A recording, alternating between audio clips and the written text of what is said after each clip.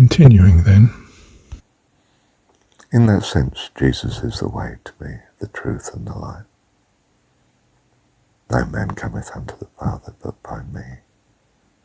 By him, you see. And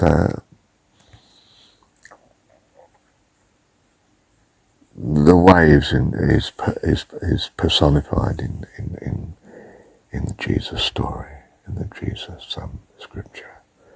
It could be personified in other ways, but I suppose being in Western pseudo-Christian culture, and that's the way it's sort of being personified to me. And in my narrow me state, that's what matters, of course. And that's what speaks to me. So I can say Jesus is the only way, in that what he's personifying is the only way. All the ethics and the goodness and the clues, and the directioning and the teaching that I see coming out of Christianity with a, dare I say it again, a rather Gnostic attempt. And I do mean attempt because, well, I think that Bible study is essentially a seeking after the Gnostic. And when, of course, one's tentative steps in enlightenment clash with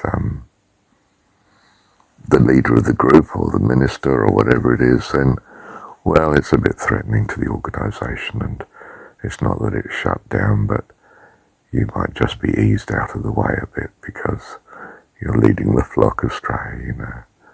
I don't think I've ever felt that, because I've been what other people would think of as forthright and open, but I've never been terribly open on fundamental issues where I've disagreed. I've backed off and not been too honest, too open, too challenging. But even my very presence seems to be challenging enough, you know. I mean, I feel in myself I'm not readily accepted to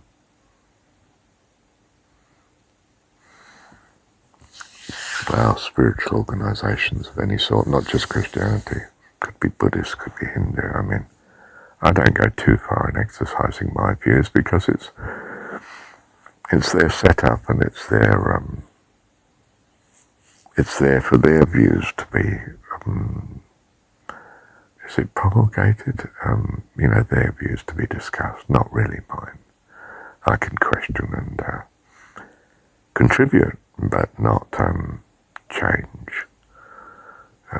If I were to change the views of the organisation, the meeting, then it would not be satisfactory in general to most of the people there, and the meeting would have to marginalise you to some extent to keep you in order, you know. And that's the way meetings work and organisations work. And of course, if you're too extreme, well, they just have to ask you to leave, wouldn't they? I mean, and in a sense, you can see the logic of it too, can't you? It's reasonable. So organisations tend to be locked in. They do change over time, but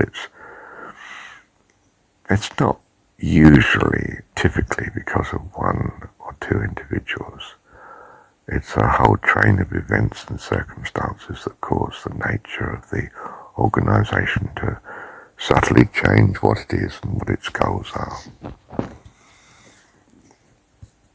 So you might get miracle conversions of individuals, although even then I think it's because God's been preparing them over a good period of time. But organisations, well, I don't think God's in the business, so to speak, of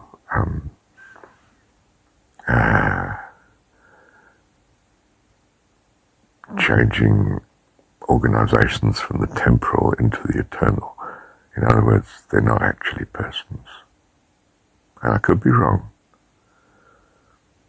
The fact that it's made up of a plurality of lives does not mean that in some sense the plurality doesn't have a personship. After all, our own body is made up of billions of cells, each one in some sense. You could say they're identical, but at the very least as regards location, they are unique, and contact with which other cell, each one is unique. And each cell is exercising not necessarily a purely unique, but a specific function of the body. And the body is made up of a necessity to achieve very many functions. And so the cells are quite different, whether it's bone or brain or muscle cells and so on.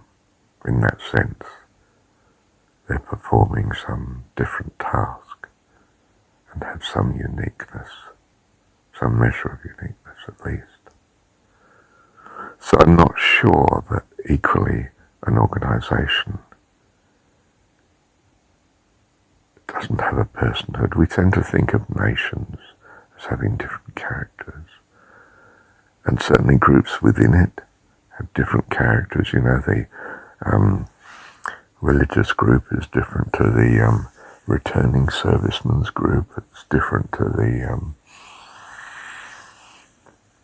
school or the university or the hospital or the business and so forth. They're all different groups. Now clearly they don't have a permanence, but then nor do we as regards our appearance in this time and space dimension. I think there's more things in heaven and earth than you or I have ever dreamed, and it's just that we've not puzzled over such things much because perhaps it doesn't have much relevance to us, or hasn't seemed to have much relevance to us. Let me pause there. Thank you, Heavenly Dad.